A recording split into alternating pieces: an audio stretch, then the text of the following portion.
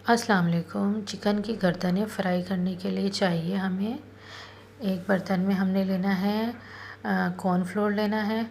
Cornflour अगर ना हो तो आप इसकी जगह बेसन भी ले सकते हैं। तो मेरे पास बेसन नहीं था इसलिए मैंने कॉर्नफ्लोर लिया है। कॉर्नफ्लोर लिया है, फिर मैंने इसके अंदर कुटी हुई मिर्चें डाली हैं, 2 टेबलस्पून डाली है। फिर मैंने लिया है इसमें पिसा हुआ गरम मसाला, वो डालना है हमने इसके अंदर। फिर थोड़ी सी हल्दी थी। फिर नमक मैंने लिया, नमक लिया। अजीनोमोटो भी थी, अजीनोमोटो भी इसमें डालनी है। अजीनोमोटो ली, थोड़ी सी लेनी है, वो भी डालनी है इसके अंदर। फिर इसको, इस सब मसाले को मिक्स कर लेना है हमने अच्छी तरीके से।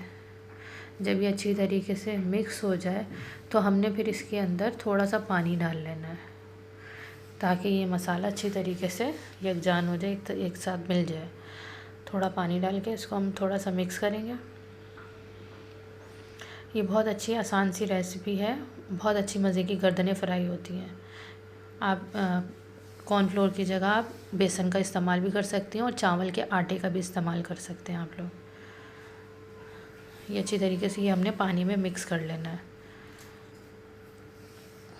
जब ये मिक्स हो जाए तो हमने इसके अंदर डालना है थोड़ा तेल। अब ये देखें, थोड़ा सा हमने तेल डाल देना है।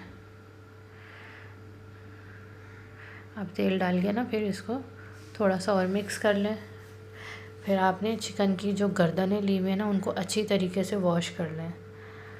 वॉश करने के बाद ये जो मसाला हमने बनाया है, इसके अंदर आपने डाल देनी है चिकन की गर्दनें। अच्छी तरीके से गर्दनें वॉश करके चिकन की गर्दनें इसमें डाल के मसाला अच्छी तरीके से इसके अंदर लगा देना है।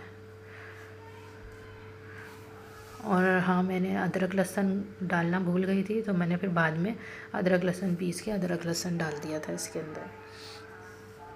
ये बहुत मज़े की बनी थी और बहुत अच्छी बनी थी गर्दनें फ्राई।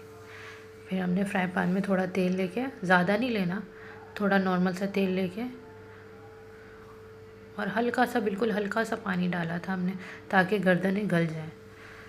फिर हमने इनको फ्राई करने के लिए रख देना है। तकरीबन 15 से 20 मिनट में ये फ्राई हो जाता है। इसके अंदर देखें, अभी थोड़ा सा पानी हमने डाला। अब इसको ढक के रख देंगे ताकि ये गर्दनें गल जाएं।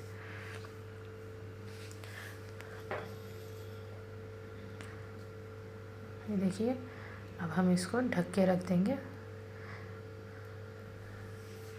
अब ये देखिए, अब ये पक चुकी हैं। बस इसको थोड़ा सा फ्राई करके हमने डिश आउट कर लेना है। ये देखिए फ़ाइनल लुक इसका। बहुत मज़े की बनी थी, बहुत अच्छी बनी थी। आप भी ट्राई ज़रूर करिएगा। अगर आपको ये रेसिपी अच्छी लगे तो मेरे चैनल को लाइक, सब्सक्राइब और फॉलो ज़रूर करिएगा।